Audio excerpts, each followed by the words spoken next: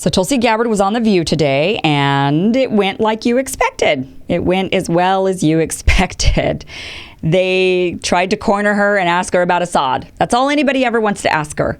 Of course, at the end of the interviews, they always ask her, how do you feel about education and Medicare for all? But really, they invite her on because they just want to grill her about Assad. Everybody wants to know, are you friends with Assad? They might as well just ask, are you sleeping with Assad? Are you two boyfriend, girlfriend? I mean, that's where the line of questioning seems to go. It's just absolutely absurd. She holds... I don't know how she keeps her cool. I don't know how she doesn't just blow up at them. I know I would, but that's why I'm not running for president. I watch these interviews and it's always uncomfortable. I'm always gritting my teeth and I'm always impressed with how well she handles herself. So let's start off. I'm going to play some clips for you of this interview, of this very uncomfortable interview. You've got to watch the whole thing for yourself. I'll put the link down below and, just be prepared. Wait until like a time of day when it's okay for you to get upset. Maybe right before you go work out. And then that way you can release the energy somewhere, because believe me, you don't want to watch this right before you go to bed. So let's start off with the line of questioning. So this is Sunny Hostin. She was the least hostile on the panel, and this was her question to Tulsi. So should we not get involved when we see atrocities abroad? We have to understand, looking at Iraq, Libya, and Syria, for example, that there are brutal dictators in the world. And unfortunately, there are people who are suffering as a result of that. But in so many examples throughout history, when the United States takes action and intervenes and launches these regime change wars to topple these dictators, the suffering of the people in these countries increases. I don't know if you noticed, but Joy Behar, her mouth, she was like, because later on she jumps in and kind of goes along with the attacks. Tulsi's saying the same message that she's been saying. Listen, we go around, we do this. I know that it might feel like we'd want to do this because we feel for these people. We want to go in for humanitarian reasons, but the reality is it's not helping anybody. And we've got to face that. We've got to own that, America. We can't just sit there and say, no, this is definitely better for the people. I mean, look at all of these other nations that are better off now, right? Yeah, no, nobody's really better off. There's very, very few examples. So what she's saying is, listen, it's not helping. You might be coming from the right place, which, by the way, they're not. The Pentagon and Congress and the big war machine, they're not coming from a good place. But what they do is they convince the American people that we have to do this because it's the humanitarian thing to do. It's the right thing to do. So the American people think, oh, yeah, okay, yeah, we got to do that. We have to do that because it's the right thing to do. But you know what? It's not. And it hasn't been. And we're not seeing any benefit to it. The people that we're marching in to go save, they're not getting any benefit. And they're the ones who are supposed to benefit from it the most. And we're certainly not either, because it's costing us a bunch of money. And it's costing us, more importantly, our American soldiers' lives. So Meghan McCain, she starts the grilling. This is what made the sensational news today. Everybody, all the headlines were Meghan McCain confronts Tulsi Gabbard about being an Assad apologist. Here's the question from Meghan McCain. When I hear the name Tulsi Gabbard, I think of an Assad apologist. I think of someone who comes back to the United States and is spouting propaganda from Syria. You have said that the Syrian President Assad is not the enemy of the United States, yet he's used chemical weapons against his own people 300 times. That was a red line with President Obama. That is not our enemy. 13 million Syrians have been displaced. So when you say regime change is hurtful for the country, but gassing children isn't more hurtful, it's hard for me to understand where you come from a humanitarian standpoint if you were to become president. It's actually quite simple, Meghan. In fact, let's spell it out for you again. A brutal dictator does something really, really awful to his people. No one's disputing that it's awful, okay? And then we decide that the best course of action is to march in and make things worse. So it's pretty simple. It doesn't help. It makes things worse. It's not good.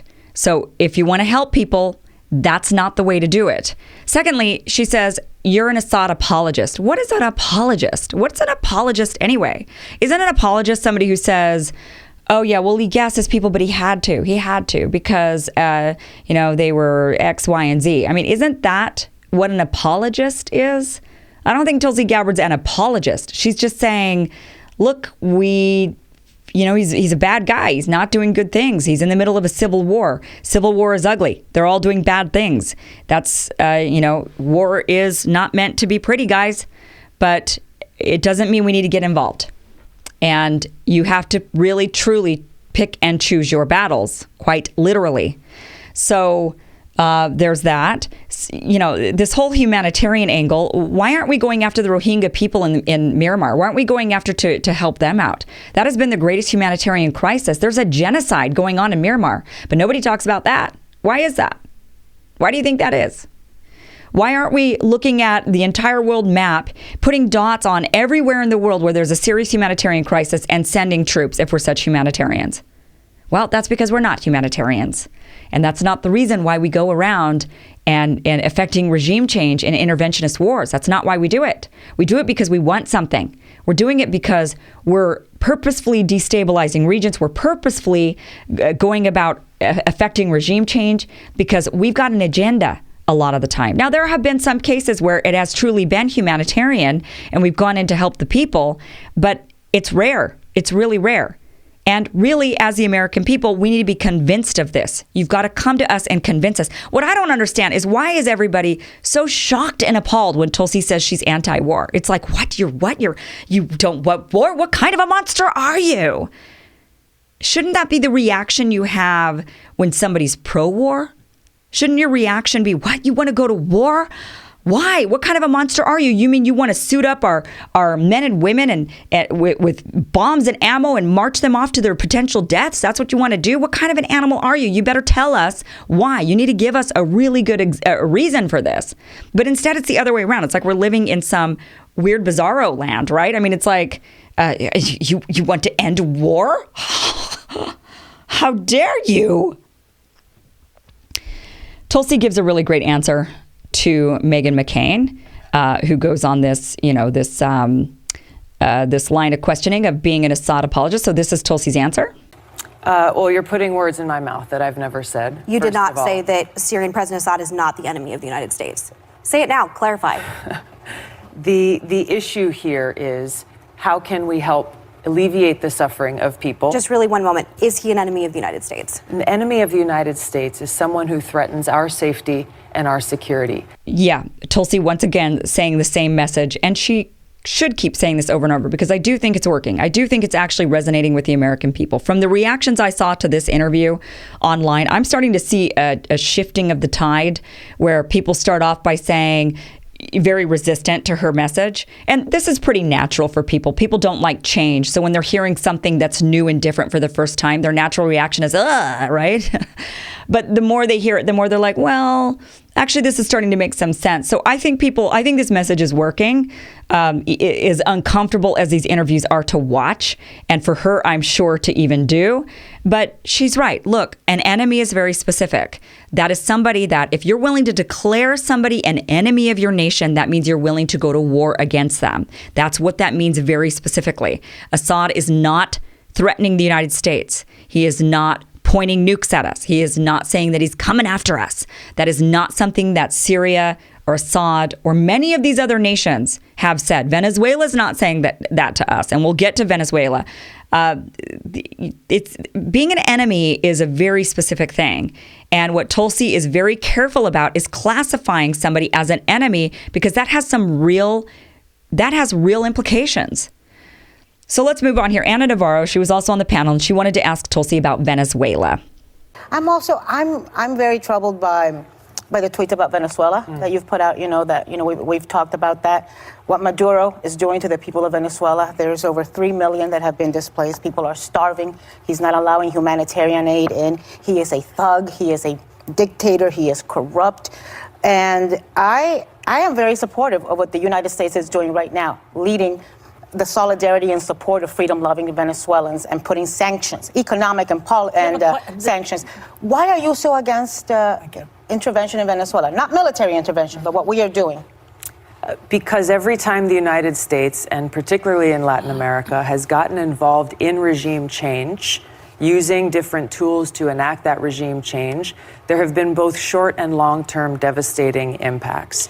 If there are ways that we can work with surrounding countries to try to get humanitarian aid into people there, then we should be doing that. But for the United States to go in and choose who should be the leader of Venezuela, that is not something that serves the interests of the Venezuelan people. That's something that they need to determine But the U.S. is themselves. not choosing who's going to be the leader of Venezuela. Oh, we're not? Oh, really, Anna? Have you been not paying attention to the news? Pretty sure we just did that. Exactly what we did was we said, oh, you know what? The Venezuelan people have a sham election. It was rigged. This leader, Maduro, was not democratically elected. You know what we need to do? We need to go in and we need to insert a new leader, a guy who was not elected by the Venezuelan people, who the Venezuelan people largely didn't even know. That's what we did. That's what we just did. Where have you been, Anna? Where have you been? So how can she even have an ounce of intellectual honesty and answer the question like that and say, well, we're not inserting our own leader. We literally just did that. Quite literally. Also, I want to point out something, because there are so many Democrats who watch this and they sit there and they nod their head and they agree and they're like, yeah. You know, they automatically have decided they don't like Tulsi. They automatically have bought into the war rhetoric, and they sit there and they nod their heads alongside Ana Navarro and Meghan McCain. And they think that, especially Ana Navarro, because they're watching CNN and she's always on and she's always fighting against Donald Trump, and they think Ana Navarro's on their side. But let me just remind you something. Ana Navarro and Meghan McCain are Republicans. So careful who you're nodding your head for. Because and I don't like playing into that much. I just like agreeing with people who have common sense. But if you are your everyday Democrat, I just want you to think about that for just a second. Think about who you're aligning yourself with and the messaging that you're aligning yourself with. Republicans have been historically the pro-war party, and the Democrats have been supposed to be the party of peace, but we're not. Democrats have largely not been the party of peace of late. And Tulsi Gabbard is the candidate for peace, the candidate for love, and she's spreading that message. She's doing a great job. It's extremely uncomfortable watching these interviews. It's extremely, I just grit my teeth and try to bear it, and I scream at the screen, and I then am so impressed with her demeanor and how she's able to hold herself. And she's got the straight posture. She just answers so perfectly. I mean, she's a true leader. She looks like a true leader. And you know what, Tulsi, props to you. Props to you for going and making these rounds. I do think it's working. I think that these interviews, I do. I think it's working. I think that at first the people were resistant to the message, but now that the message is getting out there, people are opening up and saying, yeah, actually she's got a point. This really isn't working. And, maybe peace is better. Maybe it is better to just kind of stay out of it and let people in their own regions of the world fight their own battles, because they can. They can. So good for you, Tulsi. Good for you. But that was painful.